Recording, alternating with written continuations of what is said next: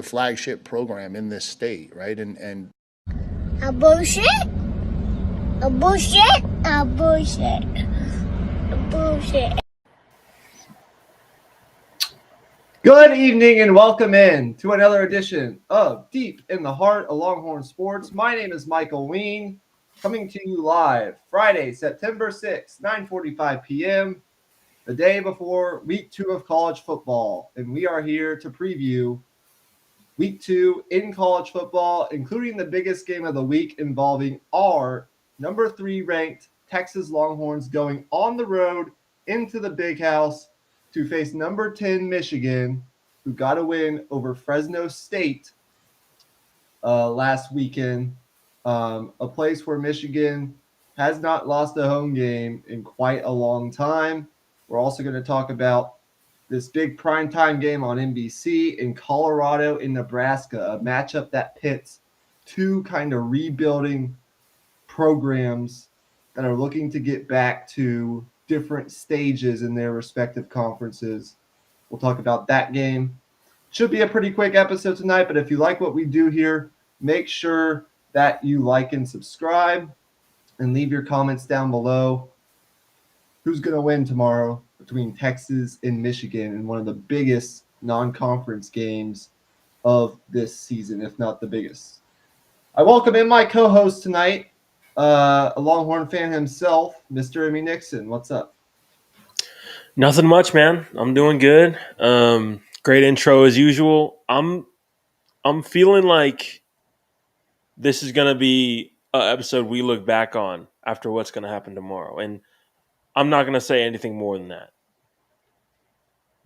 Yeah, I actually, before we get into the big game, I do want to hop right into this. We'll go a little backwards today. We'll do a quick preview of Colorado and Nebraska, and then so that way we have the rest of the episode to talk Texas, Michigan. All right. Yeah. So this is going to be Colorado, who's now in the Big 12 under Deion Sanders, with Shedeur Sanders at quarterback and Travis Hunter, both projected top 10 picks in this upcoming NFL draft, going on the road in a rematch of last year's game to play Nebraska, who won last week against UTEP with their freshman quarterback, Dylan Raiola. The line is set at -6.5, depending on which sportsbook you look at. It may vary. This game will be televised tomorrow at 6:30 p.m. Central Time on NBC. So, Emmy Nixon, real quick for you, what are the keys that you're looking at on each side of the ball in this game? Well, to me, it comes down to how will Colorado stop the run against this Nebraska offense? Nebraska is starting a true freshman at quarterback, as we know, Dylan Raiola, who played pretty well last week. But they featured their running game, and that's what they have done the last few years, even when they had subpar quarterback play, is they feature their running game. Colorado, they gave up a lot of rushing yards last week to North Dakota State. And North Dakota State is no slouch of a team. They're a perennial powerhouse in the FCS. But for context, I just think Nebraska has a good enough running game to be able to impose their will a little bit. And my question is just, where does that leave Colorado? What will they have to do to be able to limit this rushing attack? And will it compromise them in the passing game? I think you nailed it. This game, to me, and it's cliche a lot of times, but it's going to be one in the trenches on the line of scrimmage.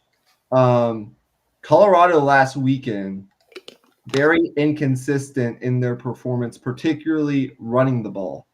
Against that North Dakota State defense, Colorado's running backs mustered just 2.5 yards per carry, and Colorado rushed for 59 yards total in the game. Against a pretty stout Nebraska front. We know this Nebraska defense was good last year. It's pretty good, or expected to be pretty good again this year. You're going to have to do better than that if you're Colorado. You're going to have to establish a consistent run game and stay on schedule on first and second down. You can't get behind the line of scrimmage. And as you mentioned, more importantly, on the defensive side of the ball for Colorado, you got to do a better job stopping the run. Cam Miller, the North Dakota State quarterback last weekend, kind of exposed their issues and contain on the outside. He rushed for 81 yards and 2 touchdowns. And, so the Buffaloes might have to end up living with kind of a one-dimensional approach offensively. And I think they have enough weapons. You talk about Jimmy Horn Jr., Travis Hunter, the list goes on, to create big plays in the passing game. Shedeur Sanders is pretty good at extending plays. He'll make plays. They're going to make plays on the outside with their weapons. So they might have to end up being kind of a one-dimensional offense if they can't establish the run enough against this Nebraska defense. But sometimes with those quick scoring drives, those explosive plays, those explosive touchdowns, your defense doesn't get as much rest. And so for Colorado, I think where this game begins, if they want to win it, they're probably going to need to hold Nebraska to under, I don't know if they can do 100 yards rushing, maybe, but that might be where it needs to be. And then I think aside from the battle in the trenches, I think it's going to be a close, high-scoring, contested back-and-forth game going into the late third quarter, early stages of the fourth quarter. And I think it comes down to which quarterback or which offense makes less mistakes. This game could ultimately be decided on, who creates the big turnover or who gets the big play on special teams. But for Colorado, it's so important that you try to take away the run because you're on the road. And if you can make this Nebraska offense one-dimensional and force a freshman to beat you, you'll live with that. Right. Yeah. And honestly, with this game, it's just, can Colorado have any semblance of a defensive presence? And like, I have no question that Nebraska will be able to get a couple of stops here and there because I trust Matt Rule as a defensive mind. Take that for what you will. Obviously, he had what he did in Carolina, but look, before that, everything he's done in college indicates that he's a fantastic defensive coach. So, to me, I think Nebraska has a pretty good chance of pulling away a bit in this game, actually. I do see a scenario where it's, as you put it, where it's close and it's kind of back and forth. And I think that's kind of the style Colorado will hope for. But I think ultimately the offensive line is what is going to be the problem to me. Because here's what I think Nebraska is going to do. I think it's going to be a combination of going like 2 high safeties and then on some plays just setting the house. Like I think it's just going to be a combination of both. And they're going to really test this offensive line on their communication, on their blitz pickup. And if they're not up to the challenge, then Shedeur is going to get crushed. Yeah, Colorado's offensive line was awful last year. It's still not great this year, but in its win over Nebraska last year, they allowed 8 sacks, losing 65 total yards. So that's going to have to be better. That can't happen on the road. That's why I think the running game for Colorado has to be better than it was last week to neutralize some of that pass rush that Nebraska can create. I think turnovers will be big. I mean, we're looking at a Colorado program that's only been over 500 once in the last 17 years. and we're looking at a Nebraska program that hasn't had a winning record since, I believe, 2016 or 2017. Yeah. And so both programs are looking to get back to at least national relevance. We know Matt Rule and his track record in college, in his college career. He's kind of he has a history of year two leaps. He did it at Temple. He did it at Baylor to varying degrees. I think he's building this Nebraska thing the right way, even if people don't want to believe in it. I think since it's at home, since I liked what I saw from both Dylan Raiola, I don't think Colorado is going to generate enough of a pass rush to really disrupt him in this game. I still don't think they're good enough up front to do that.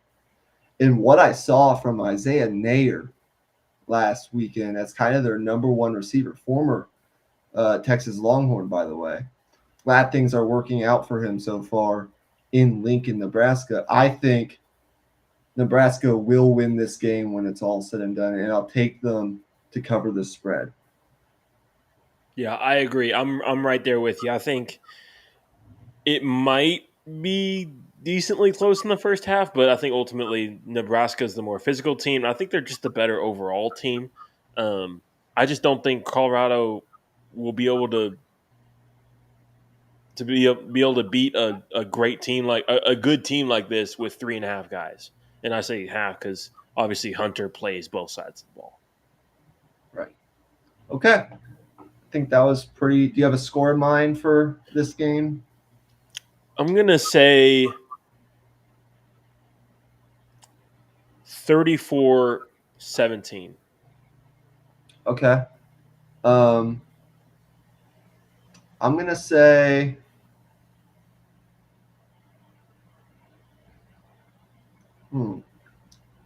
30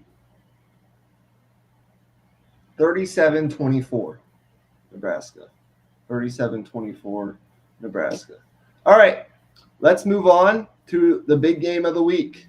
On big noon kickoff tomorrow. Wake up early, get your coffee, do whatever you have to do. Saturday, 11 a.m. on Fox, the biggest non-conference game of the season, in my opinion, between two blue blood programs. It's going to be just a visually appealing game to watch. The Big House, the Maize Owl, Michigan in their blue and maize uniforms, Texas in their icy whites. Hopefully we get pretty good weather. I'm assuming we do. It could be a little bit cooler than Texas has been playing in lately. I definitely think it will. Number 3 Texas coming off a 52-0 win last weekend over Colorado State, and number 10 Michigan coming off, I think it was a 20-point victory over a testy and feisty Fresno State team that, by the way, went 9-4 last year. Kept that game close until the fourth quarter-ish, and then Michigan pulled away with a Colston Loveland touchdown and a Will Johnson pick six. So Emmy Nixon. First, let's start on the Michigan side. I just tell you what I've seen, because I at least feel like I have a pretty good pulse on what Longhorn fans think going into this game. What most of them. I'm talking about the middle 80%. There are extremes on, this 10% and this 10%, but the majority of Texas fans think and feel pretty confident that Texas, while they might not, whip Michigan, they feel pretty confident that Texas is going to end up covering the spread and winning pretty comfortably. What is your just overall feeling on this game, number one? Like, do you feel pretty confident? Are you kind of worried? And in what ways? And then number two, for Michigan to win, given that sentiment, what's their pathway to beating Texas? Well, I think just me as a fan, I'm really fucking confident, honestly. Like it's tough because the scenario where you have a team that blew out the team they played and played fantastic, and then you have the other side who's also talented, but didn't play up to par and is going to have a really tough week of practice and probably will come out with an extra level of execution. But even with that, I really like how this Texas defense matches up with this Michigan offense. And let me just put it this way: from a passing game standpoint for Michigan, it's Colston Loveland. And I watched back the game against Fresno State, and to me, those wide receivers, they weren't really that impressive to me.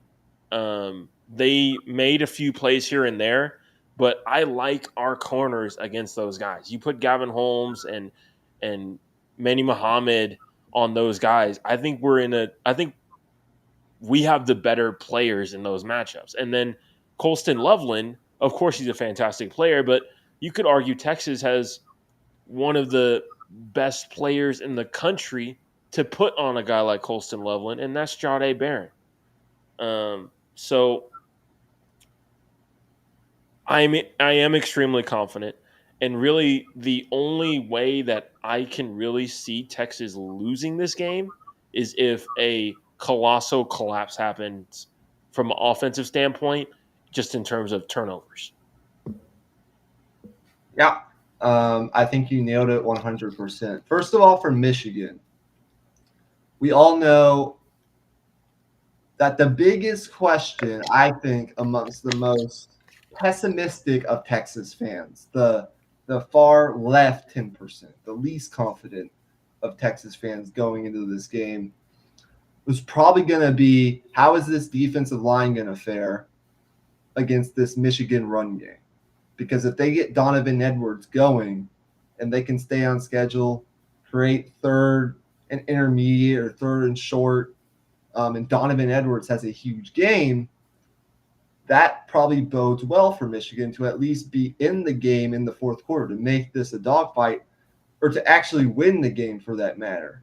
I have a stat here for you guys. In the last 10 years, the Wolverines are 11-2 against top 15 opponents when they run for at least 150 yards on at least 4 yards per carry. In games where Michigan fails to reach those thresholds, they're 4-18 against top 15 opponents. So I don't personally foresee Donovan Edwards getting to that total, even if the Texas defensive line struggles a little bit, just because I believe in the speed on this defense behind the defensive line. I feel like Texas has enough speed to corral those outside zone runs with an Alex Orji, who I think you're going to see some sub packages for in this game. I don't think they showed him at all last week because I don't think they wanted to show much what they're going to do in this game against Texas. But I think Texas has enough speed with guys like David Binda and Anthony Hill in particular to kind of at least corral that, to not let that be the reason why we look up tomorrow afternoon at 3:00 and Texas loses this football game. But that has to be a key for Michigan. And another reason I feel confident is because 6 Michigan offensive linemen were drafted. They're replacing a lot, and they didn't look dominant against Fresno State. So I feel okay there, even if there's a little worry in the back of my mind of what this defensive line is going to do against this Michigan run game, as that could be the kind of thing that gives Michigan confidence offensively and opens up their passing game. I still feel like the speed of this Texas defense is fairly well suited to make up for some of that. And then where my real question for Michigan is like, where are your explosive passing plays through the air coming from? Because I really can't answer that question unless it's Colston Loveland really creating yards after catch, explosive plays over the middle of the field, which we saw Texas struggle a little bit with last year. I don't see where Michigan is going to create those plays of 20, 25 plus yards that you typically need to win a game like this. A game in which this Texas offense, I think, is going to score some points. I don't think this Michigan defense, as good as it is going to be able to corral Texas and the speed on the perimeter, even with a guy like Jadon Blue, for the entirety of 4 quarters. So I think just from that standpoint, I feel pretty confident about Texas winning this game. Because I don't know if Davis Warren, and give him credit, he looked okay last week against Fresno State. He's a former walk-on. He has a great story. But if Michigan loses this game and they're not able to really get anything going in the passing game, and another reason I'm confident is, of course, I think this Texas secondary is so much better and so much more athletic than last year. But if Michigan kind of gets dragged in this game and they can't create much at all offensively through the air, I think they might be kicking themselves already for this. But I don't know why Michigan didn't go hard after a quarterback in the portal. Yeah. It boggles my mind that they're starting a walk-on. And it also boggles my mind that going into a game like this, they're probably going to be using 2 quarterbacks. And that's not typically a formula for success. Especially you use 2, that means you got 0. Exactly. Especially against a team like that's as good and as fast and as athletic as Texas is. So that's just on one side of the ball. For Texas offensively, aside from playing a clean game, not having those pre-snap penalties that we saw last week, get those cleaned up. What are the matchups that you're looking at for Texas to have success on offense? On offense, to me, it's not necessarily well. First, I'll say this. I'll say the offensive line, for one. This Michigan defensive front, those 2 guys on the interior are 2 of the best in the entire country. And the thing that I would say might work to Texas' advantage compared to the Michigan team of last year is that defensive line doesn't have the same amount of depth as it did last year. Those 2 guys on the interior, I can't think of their names at the moment. Mason Graham and goodness, I'll have to think of his name, but keep going. Mason Graham and the other kid. They essentially played 30 snaps a game last year. They had 8 or 9 guys they were rotating constantly, and they just don't really have that luxury this year. So for me, I'm looking to see what's going on in the second half with the offensive line. Can they wear down that defensive line a little bit and take advantage of their lack of depth a little, lean on them, kind of use a little bit of Michigan's game against them and kind of control the ball a little bit? I think we definitely could see that. I think that will be a very interesting matchup for sure. And then the other thing I wanted to mention before I transfer it over to you is just I want to see Quinn get to the second and third reads. A lot of first read throws last week. He was very accurate and he executed the offense extremely well. But one thing I do know about Michigan is with Wink Martindale there as their defensive coordinator, and obviously he's watching the film close, he is not just going to let Sark dial up, first read throws for Quinn all night. He's going to take that away. So Quinn's going to have to go through his progressions a little bit more. I agree with that. A couple things I'll add on offense. Number one, if there was, first of all, last week against Colorado State, Kelvin Banks and Cam Williams together played one of the best games by a Texas tackle duo that I've seen in a long time. Specifically Cam Williams. I'm really excited about what he's becoming. He might end up being the the Tavondre Sweat kind of breakout Right. player for Texas this year. But if there was one area that you might be able to kind of worry about for Texas on this offensive line, going up against Mason Graham, who's absolutely maniacal, number 55 for their defense. If you're watching the game tomorrow, and then number 78, Kenneth Grant is the kid's name that I was trying to think of. Two big guys on the inside. Not necessarily in the run game that I necessarily worry about it, because I think Texas is going to try to beat Michigan and stretch them horizontally with quick throws out to Jaden Blue. They're going to try to get Jaden Blue and Trey Wisner in the zone run game. Try to stress that Michigan defense horizontally. I don't know how much we're going to see, running between the tackles, especially on, third and short situations. But if Texas can, if they can line up on 3rd and 2, 3rd and 3, and run the ball between the tackles at will and kind of lean on them, as you're mentioning, later on in this game in the second half, especially if they have a lead. I don't know if this Michigan team is built to come back. But if you start doing that, like, that place is going to be – you're going to hear a pin drop in that place. Yeah, and that's what we're going to miss CJ Baxter too, is just Right. that physical back that can wear down a defense a little bit.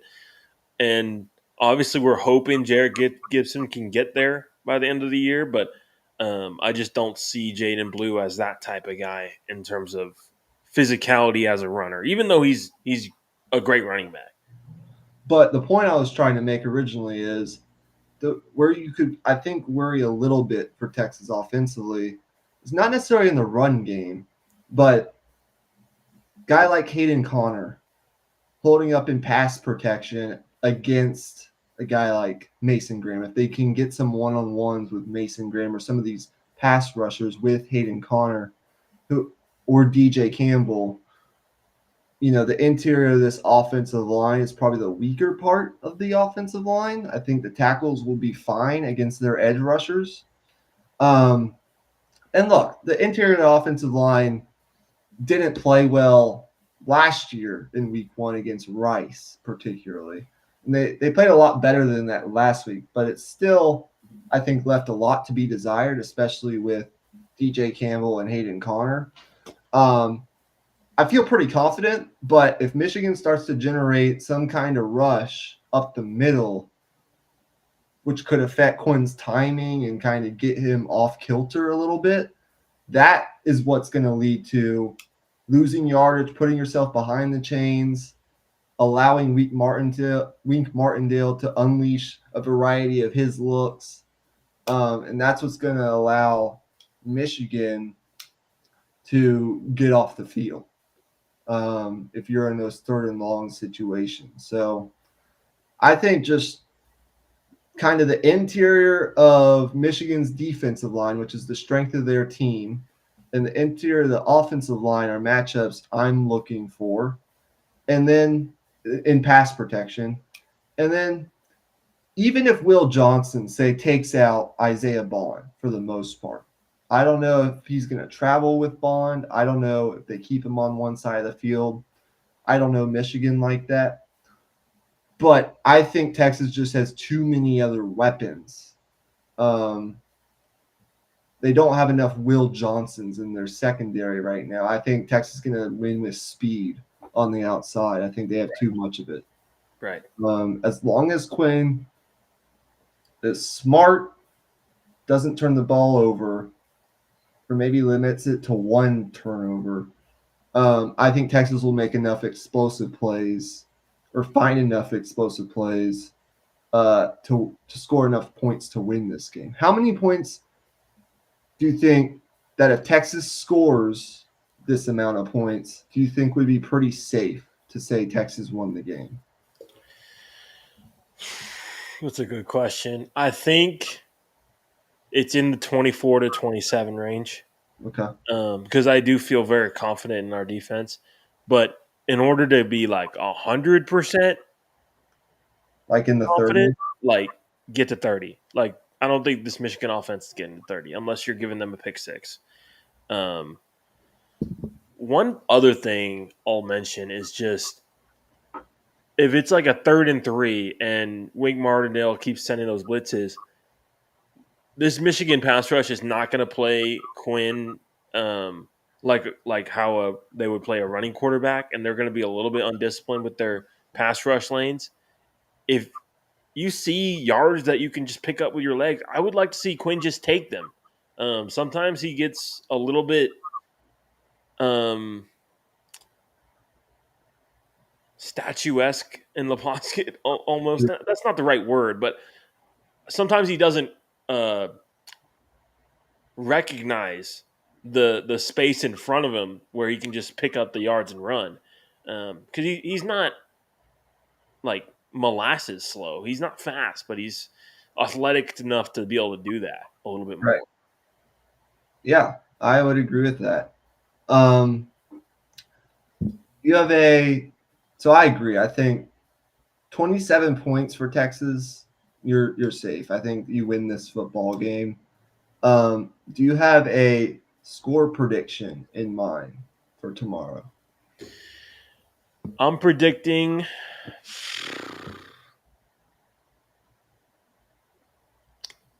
30-17 Texas. Okay. I'm going 27-17 Texas, a 10-point win, just like they had last year against Alabama. I actually wanted to, before we get out of here tonight, pretty quick in information-filled episode, I wanted to look at Prize Picks to Yeah, you see. were thinking the same thing I was. I was just about to mention the picks that I made for college football this week. Okay, Um, my main one that I'm really confident in is Jaden Blue at 17.5 receiving yards. I see that as a lock. that's an We absolute. mentioned the screen game.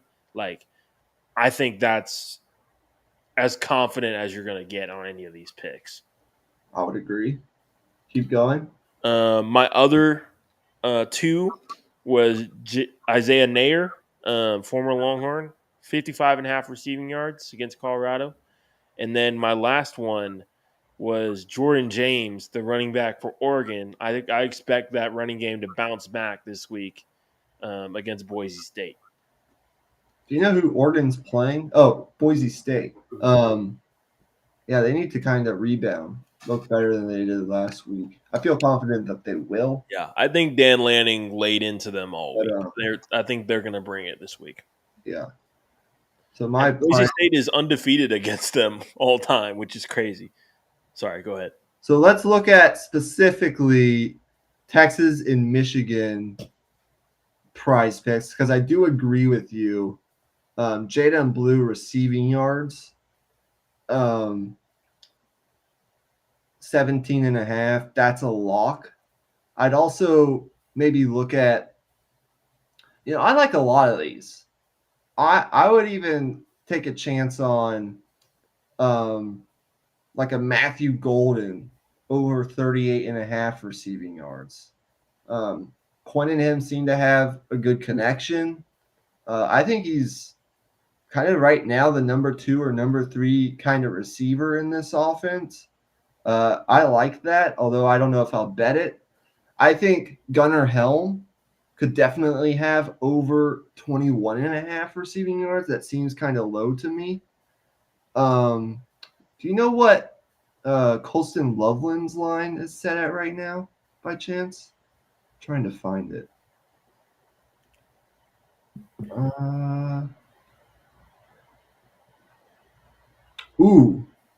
Would you take Davis Warren over or under 145 and a half passing yards? Wait, say that number again?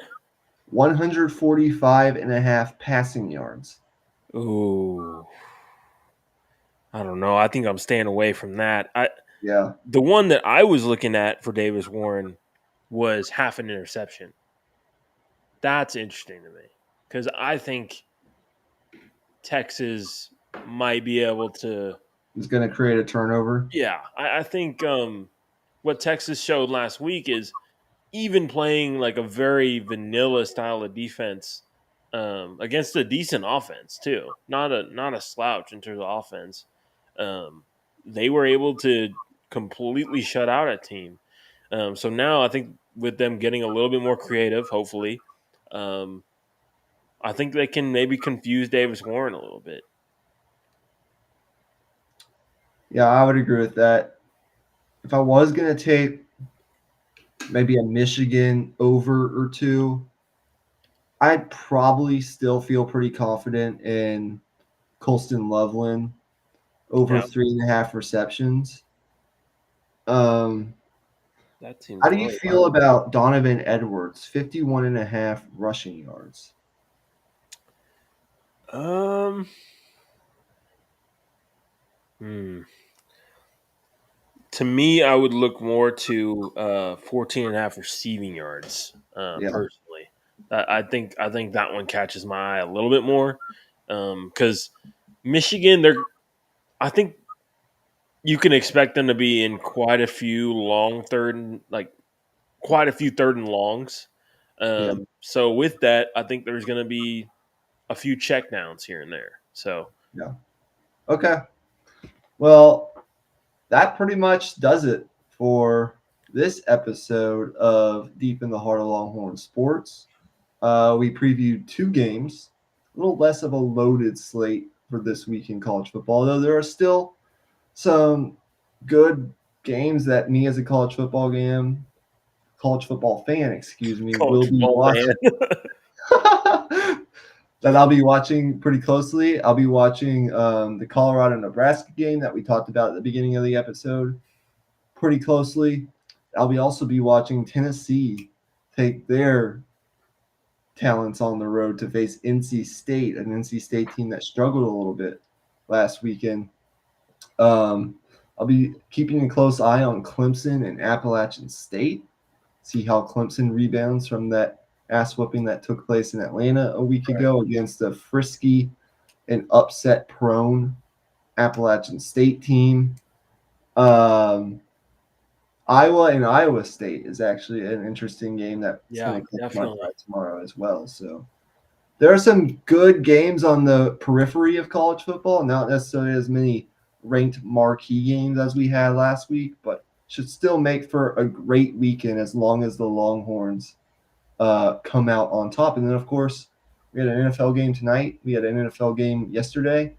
And we have a full day of football on Monday, along with Monday Night Football on Monday. So make sure you keep an eye out for Texas Michigan recap, along with maybe some other things in our dit hole on Sunday night ish, and then our NFL recap on Tuesday. Emmy, do you have any parting shots or programming notes or anything else? Well, I'm not as tired as I thought I would be. So that I want to actually ask you, do you want to just do the NFL episode tonight?